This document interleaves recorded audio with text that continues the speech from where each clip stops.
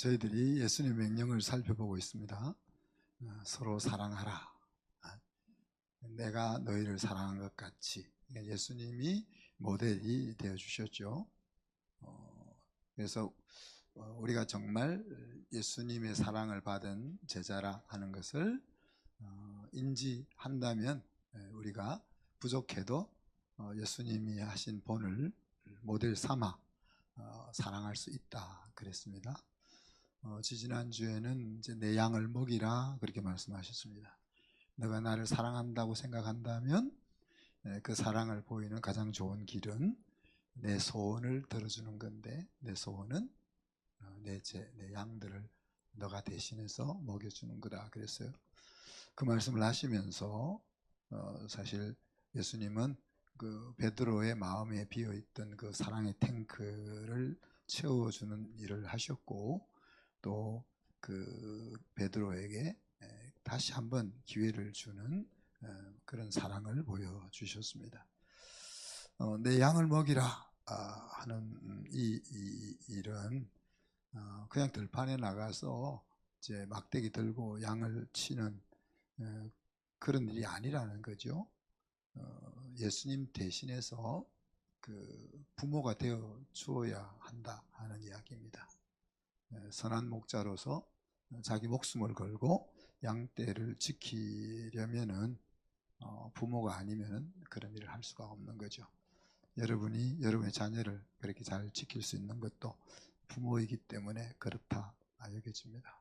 우리가 다 부족해도 부모이기 때문에 그 사명을 잘 감당할 수 있다고 생각하는 겁니다.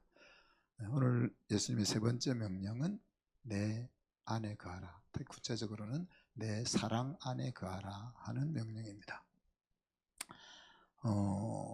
오늘 포도원 농부의 비유를 이야기하면서 예수님이 이렇게 이야기하죠. 하나님은 농부고 나는 포도나무고 너희는 가지다. 그렇게 이야기합니다. 과수원지기가 원하는 것은 무엇일까요? 과수원 해보신 분 안 계세요? 열매죠. 열매입니다. 물론 집에서 포도나무 하나 심어서 포도 따먹기를 원하는 그런 재미삼아 하는 일이 아니라면 많은 열매를 거두는 것이 원하는 겁니다. 하나님 역시 포도나무를 심을 때 원하는 것은 포도나무 열매가 많이 맺는 것이다. 그렇게 이야기하고 있습니다. 포도농사가 돈이 되려면 세심한 주의와 노력이 필요하죠.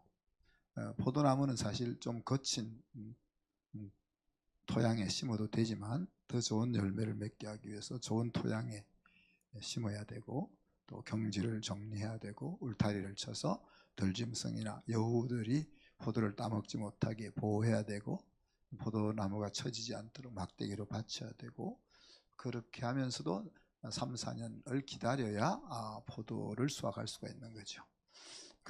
그런 이제 기간 동안에도 철저하게 가지치기를 하죠. 이제 잘 자라게 하기 위해서, 또 좋은 포도를 거두게 하기 위해서 미련해서 가지치기 아까워서 가지를 아치면 우리 옆집에 있는 포도나무처럼 됩니다. 오늘 봄 되면 지금 싹이 많이 돋아나고 있을 터인데, 가을이 되면은 포도 따먹을 만한 포도가 별로 없습니다. 전부 다 잘 자랐는데 열매는 연걸지 못하는 거죠. 그런 일이 일어나는 겁니다. 이사야 5장에 보면은 하나님께서 이스라엘 백성들에게 좋은 열매를 거두기 위해서 쏟아부은 정성이 소개됩니다.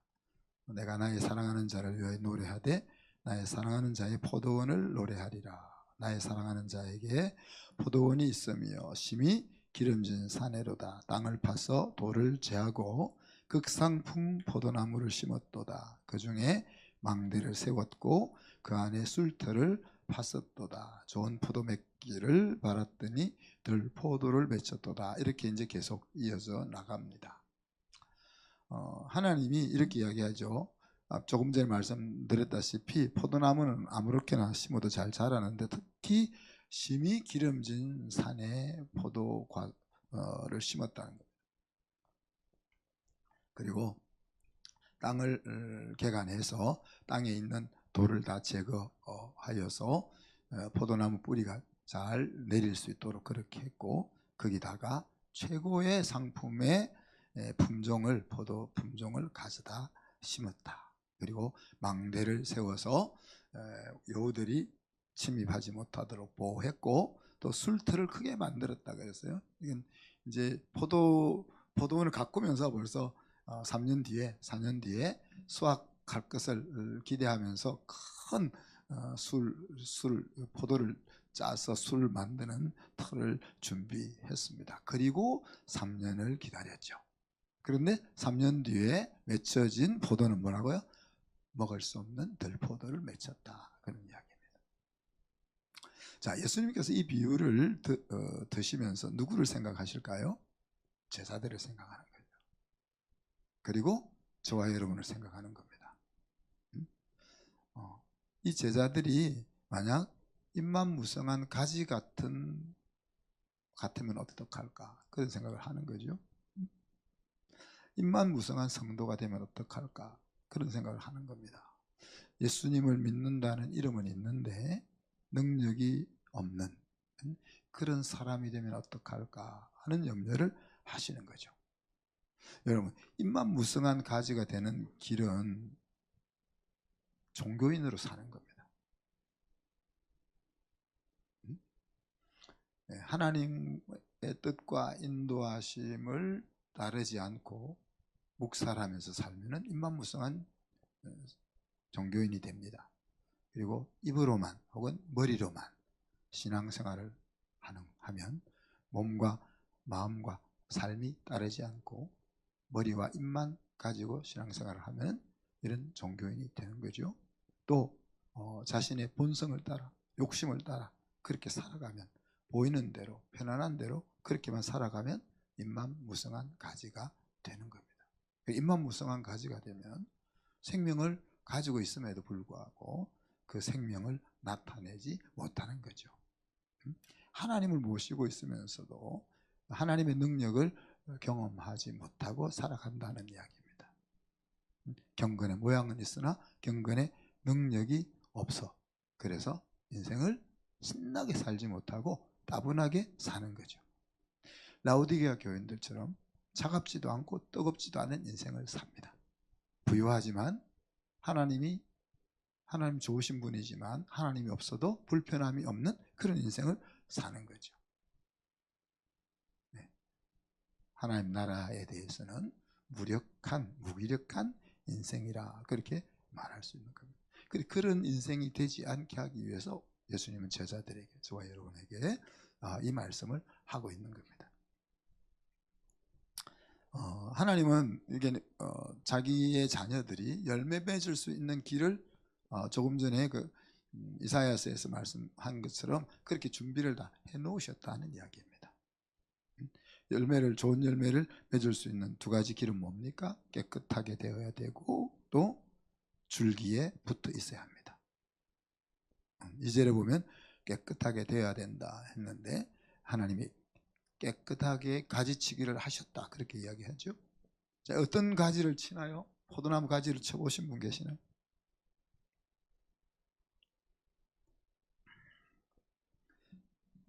보기 싫은 가지를 치는 것이 아니고 열매 맺지 못할 가지를 치는, 얘는 싹이 안 날 것 같아, 그런 가지를 치는 거죠. 그리고 열매 맺지 않은 가지를 칩니다. 물론 포도 열매가 맺혀 있지만 다른 열매를 더 크게 튼실하게 맺게 하기 위해서 쳐내기도 하죠. 지금 예수님이 제자들에게 이 말을 하고 있을 때 제자들은 가지치기를, 농부인 하나님이 가지치기를 한 다음에 줄기에 붙어있는 가지입니다. 그죠? 그렇잖아요. 저와 여러분도 마찬가지죠. 우리가 예수님을 신앙하고 있고 이 자리에 앉아 있다는 것은 이미 깨끗하게 되어서 예수님이라는 둥지에 붙어있는 가지라는 것을 보여주고 있는 겁니다. 자, 그런데 가지가 포도나무에 붙어 있어도 열매를 맺지 못할 수가 있는 거죠. 예. 줄기에 붙어 있어서 줄기로부터 양분을 충분히 빨아 올려야 가지에서부터 열매가 맺히는 겁니다. 하나님은 열매를 맺을 수 있는 조치를 이미 다 취해 놓았다고 했습니다. 자, 그런데 여러분, 포도나무 가지가 자기 스스로 둥지에서 떨어져 나올 수 있나요? 가지가 무슨 수로 지금 농부가 잘라야 떨어져 나가죠. 근데 이미 잘 가지치기를 했는데, 근데 예수님이 왜 이 말씀을 하시겠어요? 우리 스스로는 가지 스스로는 둥지에서 떨어져 나올 수가 없는데, 그리고 가지에 붙어 있는 둥지에 붙어 있는 가지 같은 제자들에게 왜 너희가 둥지에 붙어 있지 않으면 열매를 맺지 못한다, 그 말을 왜 하실까요?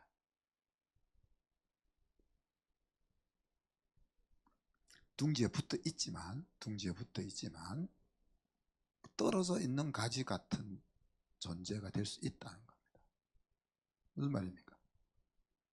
둥지로부터 공급되는 양분을 빨아들이지 않는다면 모양은 붙어 있지만 실제로는 떨어져 있는 가지와 같은 형상일 수 있는 거죠. 붙어 있다는 것은 무엇을 이야기합니까? 둥지와 가지 사이에 왕성한 소통이 있다는 이야기죠. 그죠? 왕성한 소통이 있다는 이야기입니다. 친구가 친구의 얼굴을 빛나게 한다. 잠언에서 그렇게 이야기하죠.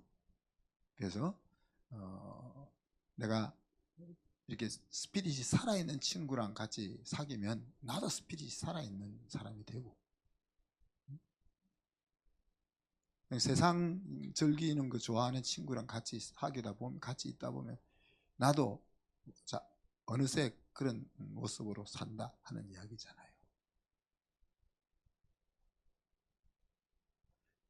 하나님과 우리가 그렇게 왕성한 소통을 계속 한다면 하나님의 성품을 닮아갈 수밖에 없고, 하나님의 성품이 우리의 삶 속에 나올 수밖에 없고, 열매가 맺힐 수밖에 없다는. 반대로 왕성한 소통이 없으면은 우리가 신앙생활을 한다고 해도 열매가 없는 인생일 수가 있다는 이야기입니다. 저는 이제 예수님을 대학교 들어가서 만났는데, 예수님을 만나기 전에는 힘든 일이나 포기하고 싶은 일이 있으면은 항상 사랑하는 사람을 생각했어요. 우리 집 사람은 아니겠죠, 그죠? 그때는 못 만났으니까. 우리 어머님하고 부모님을 생각. 부모님이 이제 얼마나 나를 사랑하고 또 나를 위해서 몸바쳐 헌신하는지를 쭉 어릴 때부터 봐왔기 때문에 그 부모님을 생각하면 그건 포기하지 않고 주저앉지 않고 나에게 주어진 그 걸음을 걸어갈 수가 있었던 거죠. 그리고 또 한 가지는 위대한 영웅들의 삶을 떠올리곤 했습니다. 제가 책 읽는 걸 별로 안 좋아하는데 영웅전은 많이 읽었어요. 어릴 때부터 우리 학교 도서관에 이렇게 요즘도 영웅 백선 이런 거 있잖아요.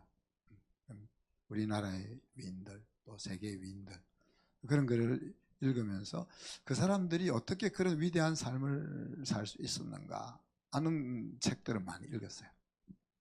그래서 그 사람들의 삶을, 행동을 생각하면서 그냥 방자하게 행동하고 결정하는 일들을 이제 벗어나는 일들을 했죠. 그런데 하나님을 만난 이후에는 이제 하나님의 도움을 요청했습니다. 그 어려움을 만났을 때에 하나님의 뜻을 묻는 거죠. 하나님 도와주세요라고도 하고, 하나님 이 상황 속에서 하나님의 뜻은 무엇입니까? 이렇게 묻기도 하죠.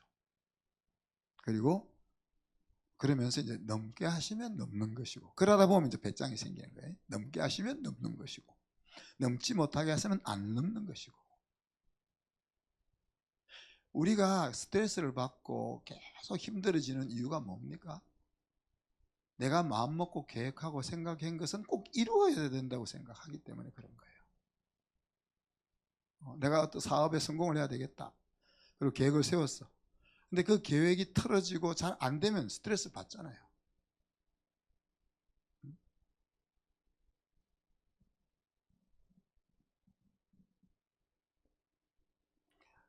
교회가 하나님이 47에 하나님이 개척을 하라고 부르셨으니까 개척을 하면 하나님이 구름같이 사람들을 보내주셔야 될 거 아니에요.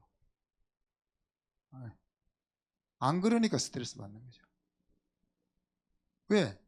아니, 잘 이제 유학 갔다 와서 공부도 마치고 이제 좀 제법 갖추어진 교회 이제 부임하기 위해 준비가 다 끝났는데, 그럼 그쪽으로 인도하는 게 맞지? 상식적으로 개척을 하게 하려면 30대 초반에 힘이 팔팔 넘칠 때 그때 시키든지 해야지. 40대 중반에 곧 목회를 문 닫아야 될 시점에다가 개척을 시키는 게 말도 안 되잖아요. 그러면 그 말도 안 되는 상황에서 또 우리 모교회 목사님, 부산 수영역의 목사님도 말리고, 야, 내가 개척할 때랑 지금은 달라, 안 된다, 하지마, 고생. 우리 교회 목사님도 하지마, 나랑 같이 동력하자, 그러시고, 우리 수석 장로님도 말리고. 그런데 이제 뿌리치고 개척을 했잖아요. 그럼 하나님이 가상의 여겨가지고 막 구름같이 보내줘야 되잖아. 그럴 줄 알고 우리가 전도사도 3명 뽑았어요. 왜? 성도들이 왔는데 주일학교 자기 아이들을 가르칠 교육자가 없으면, 그래서 유치부 또 주일학교 그다음에 청소년들 그 다 맡을 교육자도 뽑아놓고, 그래서 교육자들이 힘들었어요. 일이 힘들어서가 아니라 학생이 없었어요. 2명 3명 데리고 유치부를 하려니까, 요즘 유치부 학생이 많아가지고 하나스 목사님 힘들다고 그러시는데 공간이 너무 좁고 그렇다고. 그때는 일이 많아서 힘든 것이 아니라 일이 없어서 힘든 거예요. 사람이 없다는 게 얼마나 힘든지 모르겠어요.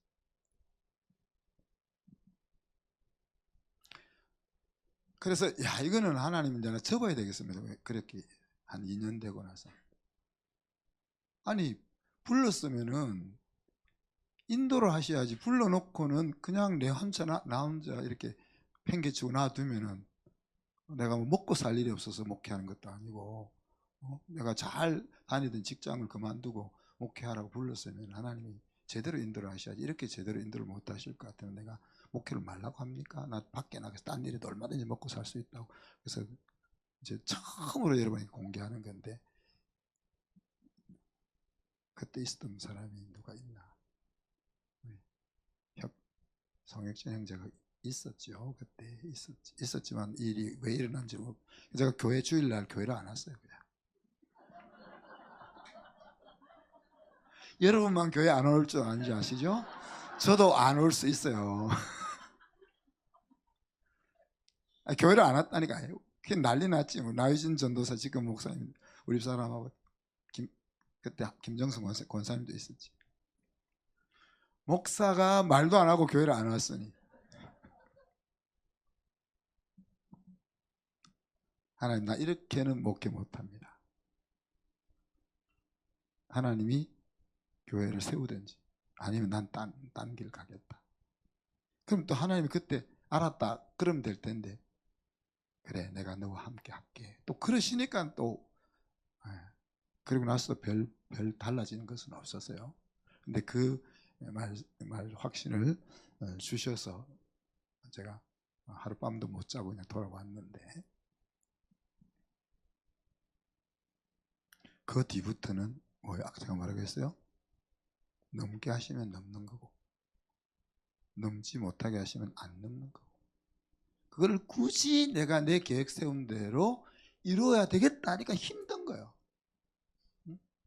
학교도 마찬가지입니다. 여러분 뭐 학부모들이 야 목사님 저런 마음을 갖고 지금 어떻게 학교를 우리 애를 어떻게 믿고 맡기냐? 그러실 수 있겠지만 하나님이 문을 닫게 하시면 닫는 거고, 하나님이 안 닫게 하시면 계속 신나게 하는 거고, 이거를 내 힘으로, 내 생각으로, 내 계획으로 꼭 여기에 도달해야 되겠다, 그렇게 마음을 먹는 데서부터 머리가 아프고 힘들고 주저앉아지고 이런 일들이 일어난단 말이에요. 근데 그렇게 마음을 먹으면요 더 힘차게 일을 하게 됩니다. 넘게 하시면 넘고 안 넘게 하시면 안 넘는다, 그런 마음을 먹으면 룰루랄라 되는 대로 놀 것 같지만, 그렇게 마음을 먹으면 얼마나 더 열심히 일하게 되는지 모릅니다. 기도하면서 내 할 바를 열심히 하게 되고, 기도 가운데 그 마음이 계속 유지가 되는 거죠. 예수님의 사역 에너지의 원천이 뭡니까? 하나님의 사랑 안에 거하는 거였어요. 오늘 예수님이 그렇게 말했잖아요. 내가 아버지의 계명을 지켜 하나님의 사랑 안에 거한 것 같이. 예수님의 우리에게 보여주는 롤 모델이죠. 너희도 내 계명을 지켜 내 사랑 안에 거하면, 그렇게 이야기하고 있습니다.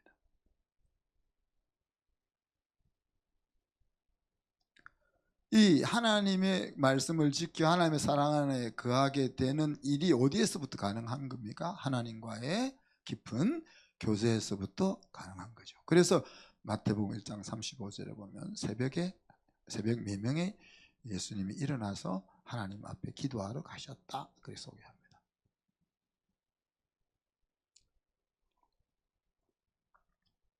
우리 12학년 아이들 19명을 데리고 유기철 목사님과 제가 7박 8일 동안 필리핀 갔다 왔잖아요. 필리핀에서 제일 더운 곳 두개가리요, 바로 중국 바로 밑에 있는 곳에 갔다 왔는데 그게 얼마나 좋아요. 여기 막 영하 10도인데 거기는 24도에서 30도. 너무 재밌게 잘 갔다 왔는데, 금요일 날 아침 새벽에 내려서 저 시골에 있는 교회 갔다 와가지고 금요일 날 저녁에 새벽에 마닐라에서 내려서 또 한 4시간인가 기다렸다가 시골로 가는 비행기를 다시 타고 도착해서 밥을 먹고 조금 있다가 SFC 그게 뭐 예배를 드리는데 예배가 5시간, 새벽 1시 반까지. 그 다음 주일날은 새벽 예배 드리고 아침에 거기서 예배 드리고 점심 먹고 다른 교회 가서 다른 교회 주일 예배 드리고 또 액티비티 하고 또 저녁 먹고 또 쪽배를 타고 산 위에 있는 교회로 가서 도착하니까 9시 반, 거기서 주일 예배를 드리고 돌아오니까 12시, 밤 12시. 우리 애들이 그렇게 그런 식으로 이제 일주일 7박 8일 갔다 왔는데 제 스피릿상 하나도 힘이 안 돼. 우리가 옛날에 뭐 갈린가를 갔다 왔기 때문에 일정이 하나도 힘이 안 들고 몸도 뭐 지금 별로 힘이 안 들어요. 우리 산속으로 한 진흙길을 3시간 반 걸어서 올라가고 또 하루밤 사역하고 또 걸어서 내려오고 했지만 몸은 거뜬하거든요. 근데 딱 목이 갔잖아요. 이게 이제 이 인간이기 때문에 그런 거예요. 예수님이 하나님의 아들이니까 그냥 눈만 뜨면 하나님이 찾아졌다, 이렇게 여러분 생각할 수 있잖아요. 예수님이 낮에 하루 종일 병 고치고 말씀 전하고 그러면은 아침에 새벽에 눈이 떠져겠어요? 예수님이 사람의 몸을 입고 왔잖아요. 그럼 예수님도 저는 그래서 저처럼 똑같이 아침에 일어나기 힘들었다고 얘기하죠. 아침에 일어나기 힘들었을 뿐만 아니라 하나님을 찾아서 산으로 올라가기가 쉬웠겠냐 하는 이야기. 여러분 뭐 우리 목회자들은 그냥 눈만 뜨면 하나님 말씀 앞에 매달려 그런 줄 아세요? 아니에요. 어떤 때는 그냥 잠에서 안 일어나고 싶을 때도 있고 말씀 보기 싫을 때도 있어요. 예수님이 지금 하나님과의 교제를 통해서 하나님의 말씀을 지키고 그것을 통해서 하나님의 사랑 안에 거하게 됐다는 것이 그냥 하나님의 아들이니까 그냥 태어나면서부터 저절로 그렇게 된 것이 아니라는 거예요. 뭐요? 그것이 그런 삶이 몸에 그냥 생각하지 않아도 자연스럽게 이루어지기 위해서는 뭐예요? 그것이 습관화되어 가는 제2의 천성이 되도록 습관을 만들어가는 과정이 오랫동안 있었어야 한다는 이야기죠.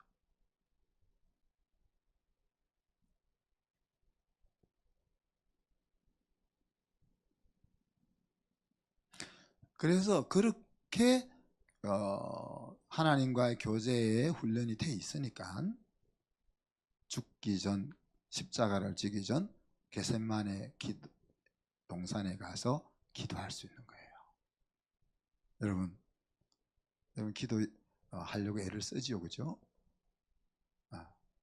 그런데 죽을 것 같은 자리를 만나면 기도가 잘 안 돼요.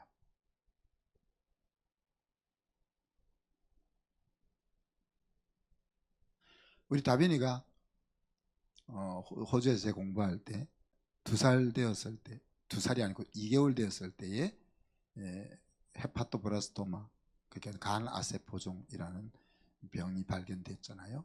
그래서 유아들에게만 생기는 특이한 간암, 10,000명에서 1명 생길까 말까 하는 암. 그래서 보통 암과 달리 간을 점령하고는, 어떻게 보면 은혜죠. 계속 간을 다 점령해 버렸으면 죽었을 텐데 간을 85% 점령하고 이제 간을 안 잡아먹고 그다음에 정식에서 온 배를 다 덮어서 콩팥을 누르고 심장을 누르고 그러니까 혈압이 올라가고 그런 상태였어요. 그래서 수술도 수술을 할 수는 있지만 수술을 하면은 피를 많이 흘려서 죽게 되기 때문에 수술을 할 수 없고, 그래서 먼저 항암 치료를 해서 배 밖으로 배를 덮고 있는 그 암을 줄인 다음에 그 다음에 수술하고 간을 85% 잘라내고 그리고 다시 그 항암 치료를 하면서 1년을 보내는 그런 결정이 났거든요. 그게 이제 사실 제가 가끔 이야기했지만은 피 속에 ATP라는 그 간암을 나타내는 수치가 보통 노멀한 경우에 10 이하인데 우리 다빈이가 16만 8천, 17만 8천까지 올라가 있었으니까 그 상황에서 기도가 안 나와요. 기도가 안 나와요. 제가 딱 10분 슬퍼했습니다. 그리고 정신을 바짝 차렸죠. 무슨 말인가 하면은 여러분이 기도가 나올 정도는 아주 살만하다는 이야기. 구체적으로 조잘 기도할 수 있다는 것은 살만하다는 이야기입니다. 정말 이렇게 궁지에 딱 몰리면 기도가 안 나오는 거예요. 아버지밖에 안. 그런데 이 예수님이 평상시 이 기도하는 것이, 하나님과의 교제하는 것이 몸에 이렇게 제2의 천성처럼 이렇게 만들어져 있지 않으면 겟세마네에서 그런 기도를 못해요, 여러분. 겟세마네에서 기도했는데 예수님 어떤 기도였습니까? 잘 알죠? 겟세마네에서 예수님 기도하고 십자가를 피했습니까? 못 피했잖아요. 응? 기도했는데 십자가를 졌어요. 우리가 원하지 않는 기도죠.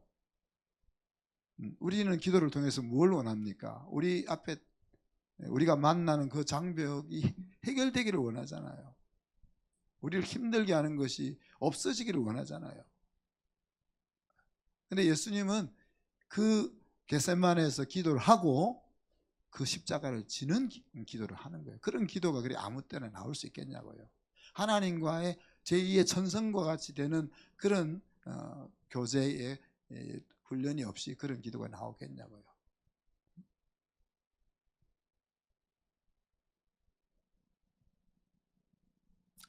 저와 여러분이 하나님과의 그런 교제를 끊고서는 열매를 맺을 수가 없다는 겁니다. 우리가 둥지에서 떨어져 나가지도 않지만 둥지에 붙어 있어도 하나님과 그런 왕성한 소통이 없이는 하나님이 기대하는 열매를 우리가 맺을 수 없다는 것을 지금 예수님이 이야기하는 거예요. 어떻게 보면 이 교제, 우리가 이제 하나님과 교제를 이야기할 때 항상 말씀과 기도라는 두 기둥을 이야기하잖아요. 근데 엄격하게 이야기하면 이 교제를 통해서 하나님을 알아가는 거예요. 그리고 하나님을 알면 아는 만큼 우리가 멋진 인생을 살아갈 수 있는 거죠.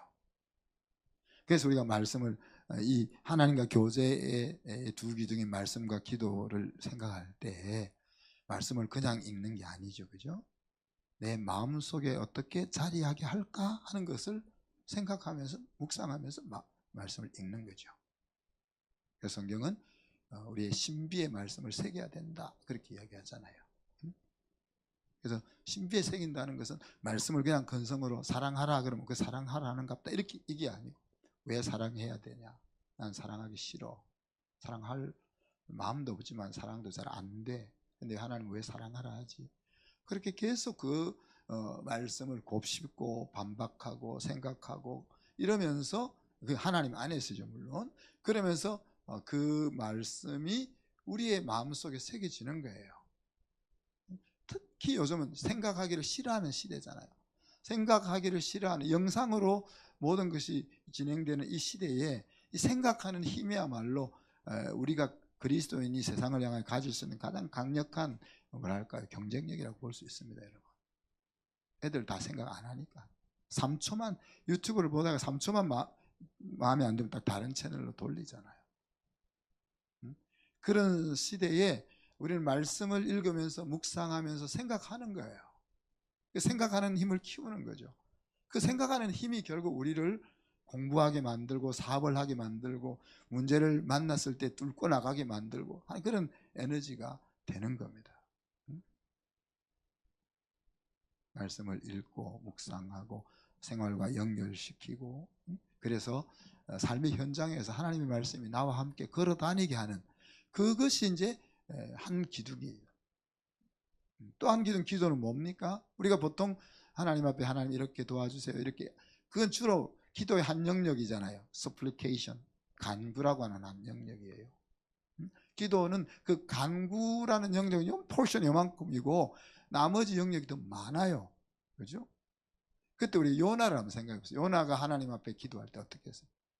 투정 부리고 반대하고 못하겠어요.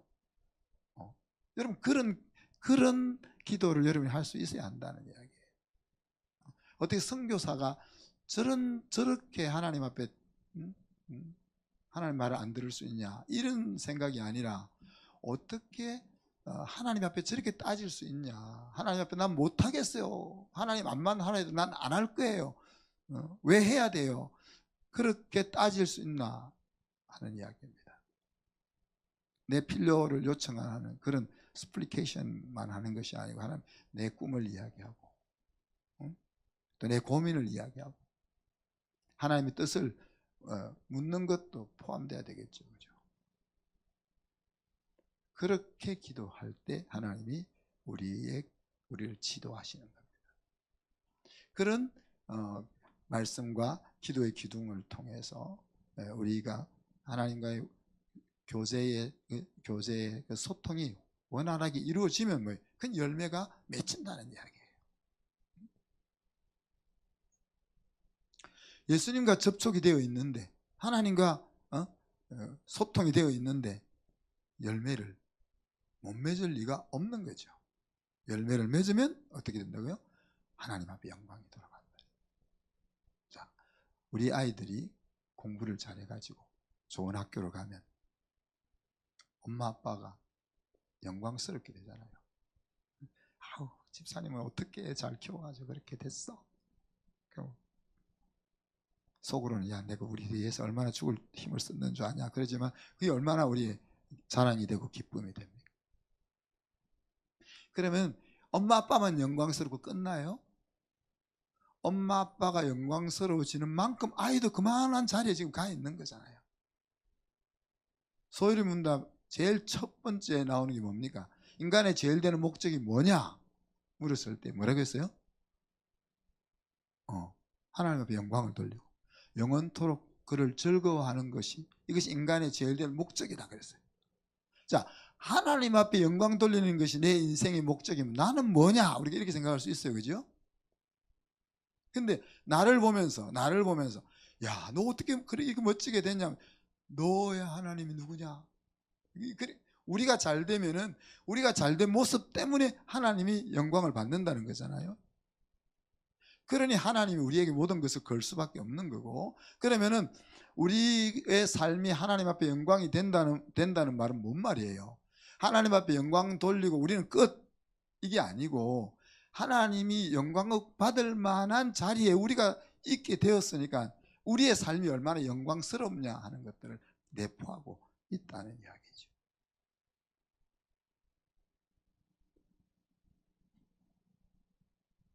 자, 그러면은 앞에 이야기했지만 우리는 이제 둥지에서 떨어질 일은 없어요. 하나님이 이미 가지치기 다 했잖아. 그러면 둥지에 붙어 있는데도 포도를 못 맺는 그런 억울한 일을 만나지 말아야 되는 거 아니에요. 예수님이 그것 때문에 지금 제자들에게 이 말씀을 하고 있는 거잖아요. 내가 열을 받으니까 목이 트이네. 지금 목이 막 트이죠. 처음 시작할 때. 자, 떨어진 상태, 그러니까 우리가 둥지에 붙어는 있음에도 불구하고 마치 떨어져 있는 것 같은 같은 삶이 어떨 때 이루어지느냐, 그걸 좀 생각해 보라는 거예요. 그래서 그렇게 살면 안 된다는 이야기죠. 우리가 예수님에게 붙어는 있는데 꼭 떨어진 것 같은, 우리 집에서 다 경험하잖아요. 저녁에 밥 먹고 자기 방으로 딱 들어가면 한 가족이 한 집에 사느냐 안 사느냐 모르잖아. 각자 자기 방에 들어가서 자기 할 일 하고 있으니까. 그래서 제가 우리 아이들 컴퓨터는 다 거실로 꺼내라 했잖아요. 올해부터. 아직 못 꺼내고 있는 분 있을 거예요. 강력한 자녀들의 반항 때문에 레지스트 때문에 목사님을 제 이름을 팔아라 하잖아요. 제 이름을.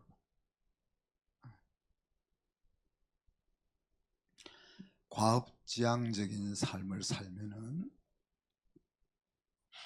마치 둥지에 붙어 있지만 끊겨져 있는 것 같은 인생일 수가 있습니다. 우리가 인생을 살 때 뭔가 목표를 이루기 위해서 달려가야 되는 것은 맞죠. 그런데 그것 자체가 목적이 되면 안 된다는 이야기예요. 저는 한 80평 되는 집에 살고 싶거든요. 우리 새끼들 다 데리고 같이 살고 싶습니다. 애들은 안 원하겠지만 원하는 사람이 지금 두 사람이 있어요. 하나는 우리 다빈이는 그냥 우리 둥지 밑에서 그냥 편안하게 살고 싶어서, 우리 큰딸은 애기 키우니까 엄마 아빠와 같이 애기 키우니까 얼마나 좋은지 모르겠다 이래가지고, 근데 다른 두 아이는 모르겠어요. 아직 그런 마음 별로 없어요. 그러니까 저는 좀 80평짜리 집에서 살고 싶다는 그 목표가 잘못된 거 아니잖아요. 근데 왜 80평짜리에 살고 싶으냐 하는 생각이 문제인 거죠. 그죠? 우리가 성진을 목표로 삼는 것이 문제는 아니잖아요. 근데 성진 자체가 목적이 되면 문제가 된다는 이야기. 그러니까 그런 돈을 많이 벌어야 되겠다 하는 것이 문제가 안 되잖아요. 돈 벌어야 되는 것이 그것이 목적이 되면 문제가 된다는 이야기. 그래서 우리가 그런 과업지향적인, 목적지향적인 터미널 띵킹이라고 제가 이야기하잖아요. 그런 사고방식으로 살면은 둥지에 우리가 붙어 있지만 꼭 떨어져 있는 것 같은 인생이 된다. 또 보상 심리에 의해서 열심히 사는, 사랑받고 싶어서 열심히 살고, 하나님 앞에 상 받으려고, 칭찬 받으려고 열심히 신앙생활하고, 사람들한테 인정받으려고, 사람들한테 칭찬받으려고 뭔가를 하고, 이런 생각을 가지고 열심을 내며 살아가면은 마치 떨어진 가지와 같은 인생으로 산다는 이야기죠. 또 이를 악물고 신념을 가지고 사는 인생. 여러분, 저도 안 믿을 때 그렇게 살았지만 안 믿는 사람 중에 성공한 사람들은 얼마나 이를 악물고 사는지 모릅니다, 여러분. 기업으로 성공한 사람들이 그냥 룰루랄라 하다가 저렇게 성공한 줄 아세요? 가게를 해가 성공한 사람이 그냥 자연스럽게 그런 성공을 이룬 줄 아세요? 그런 곳에 도달하기 위해서 아주 이를 악물고 사는 거예요.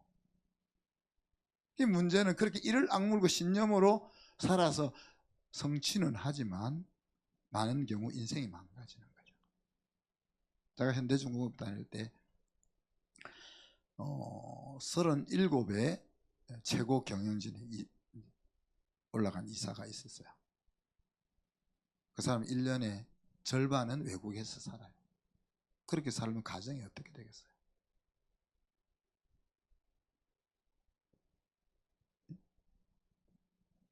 밤낮으로 일하잖아요. 우리 이번에 선교사님 처녀로서 그 선교지에 가서 40년 동안 사역하면서 교회가 없던 곳으로 가서 39개 교회를 세우셨더라고.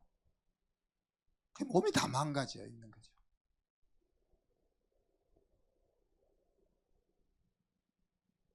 그래서 이 신념을 가지고 열심히 살아가지고 뭔가를 성취한 뒤에 몸이 망가진 사람들이 많습니다. 가정이 망가지고 몸이 망가진 사람들이 많습니다.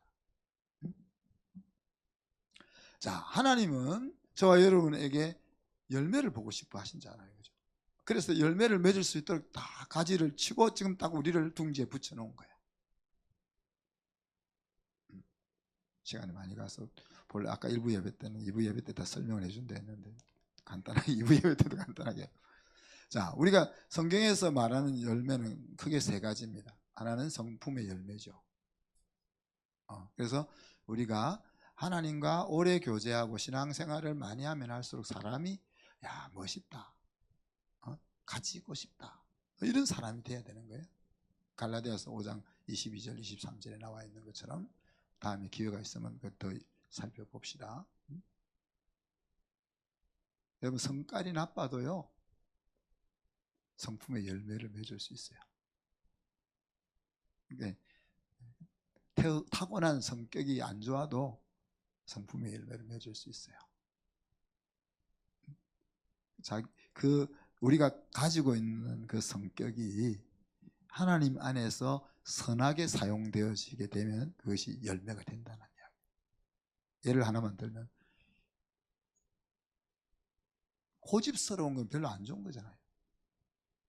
근데 고집스러운 성품을 가지고 있는 사람들이 가끔 있어요. 근데 그 성품이 하나님 안에서 잘 사용되면 어떻게 되겠어요? 하나님께서 주신 그 길을 충성스럽게 갈 수 있는 에너지를 다른 사람보다 더 가지는 거죠. 그런 식으로.